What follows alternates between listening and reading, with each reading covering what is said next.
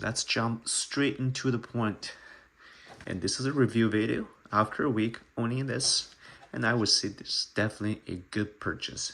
And especially if you get this on discount, that's a no-brainer. Let's jump into a couple things I really like about this. And first thing is it looks really good. It's scaled and it's fairly detailed, and it has all the lights bracket built in, so you can easily attach LED lights. Same here, and it looks really nice, and you don't have to do any painting or anything like that. And it is a hobby level RC drift car. It's not a toy, so that you can do a lot of upgrades about.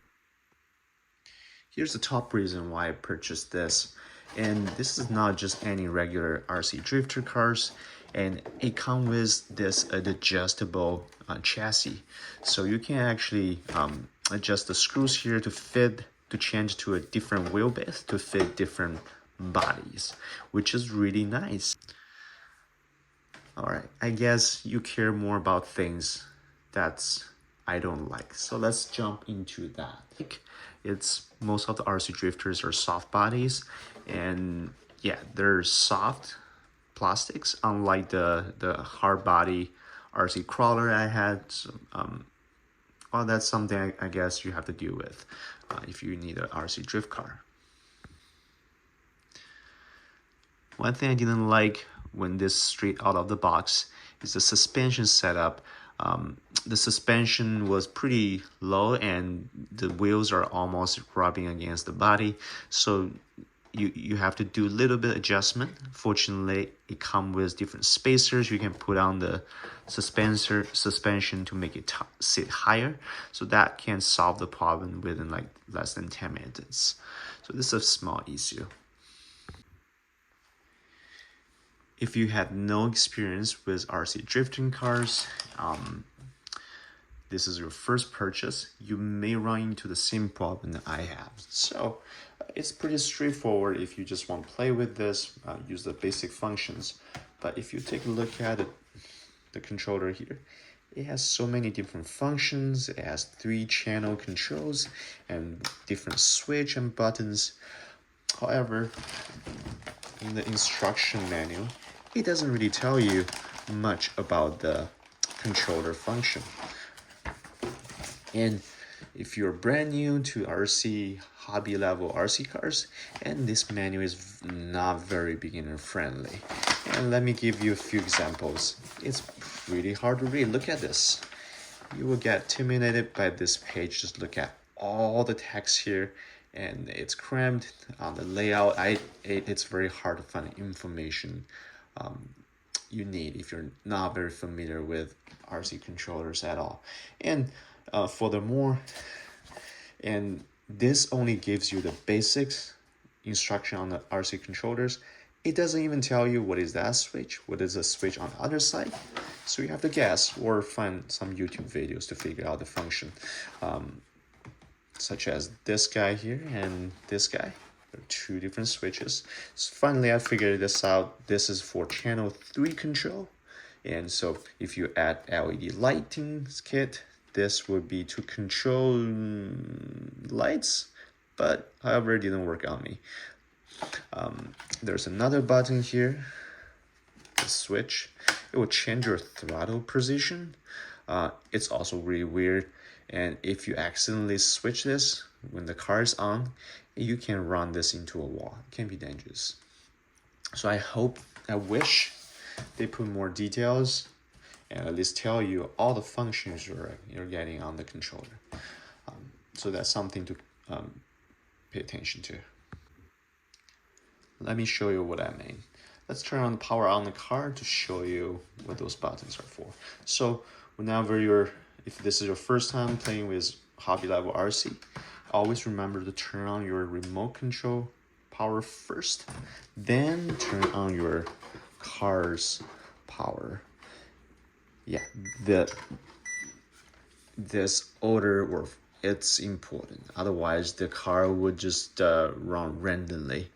All right, now it's on, and I want to show you the light kits I added. it is very easy to add light kits. If you buy this, make sure you get the light kits. I got halogen front light and the red brake light. And they're always on. There's no way to turn it off. And because I don't think this switch will work, this channel 3 control. Yeah, it has 3 positions, but it does nothing. All right, let me demonstrate that switch right there. It says, I'm not sure if you can see this, MP and ADJ. MP and ADJ. Yeah, so I'm currently at MP. Let me show you what happens if I switch this to ADJ. See, the car just runs and the throttle is always on. Open up the body to show you the inside. So I have the LED light kit. Yeah, so this is how I attach them. It's very easy. Takes less than 10 minutes to attach those lights. And they already have light brackets, so it's as simple as just loose up a screw and put the lights on, tighten up the screw. And I use some tape to try to manage the wires on the body.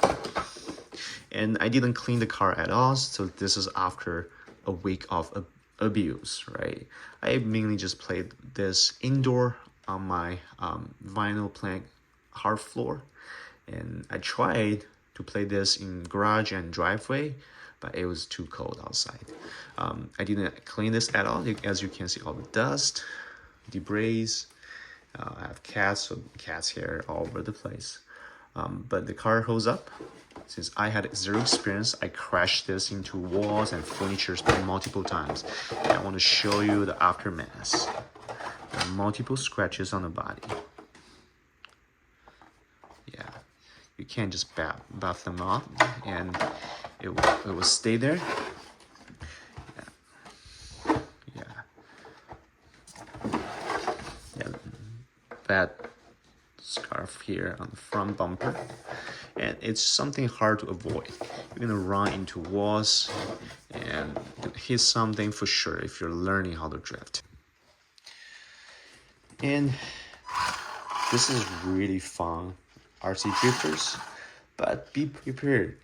You will need to spend a couple days to learn how to operate and run or drift properly.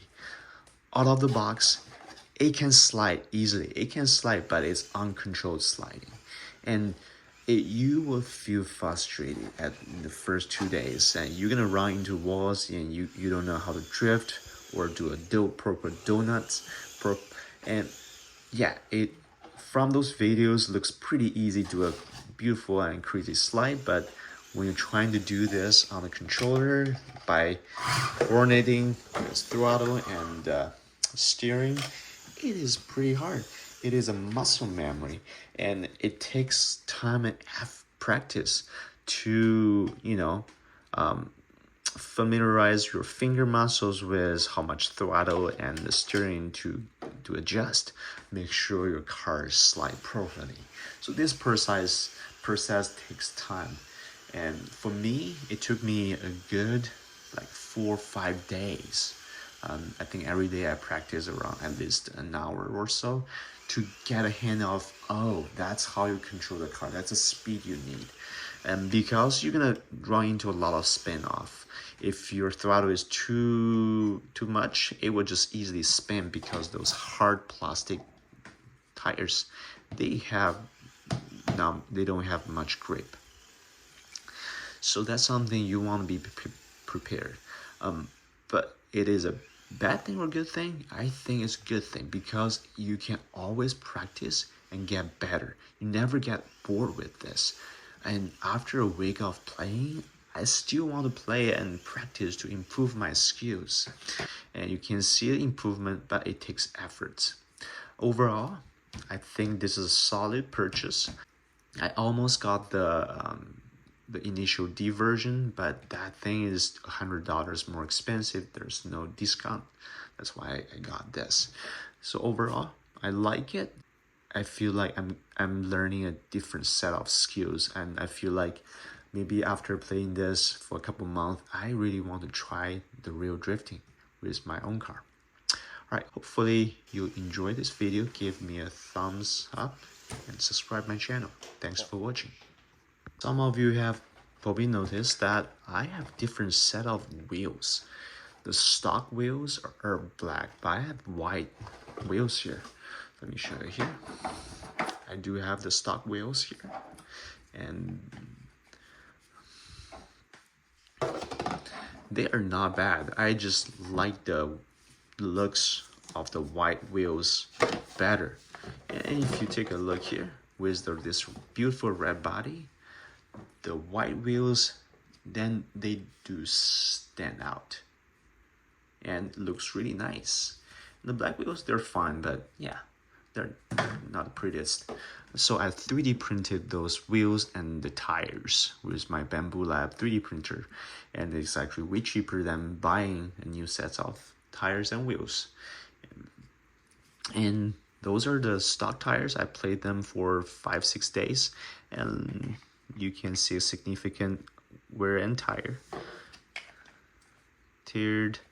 And because the camber, the angle of the wheels, and as you can, it's taped. It has more wear on the inside than outside, but this is still holding up fine. They're just hard plastics. So if you're thinking about playing with drift cars, and yeah, prepare. You're gonna need new tires at least every couple weeks if you play them intensively.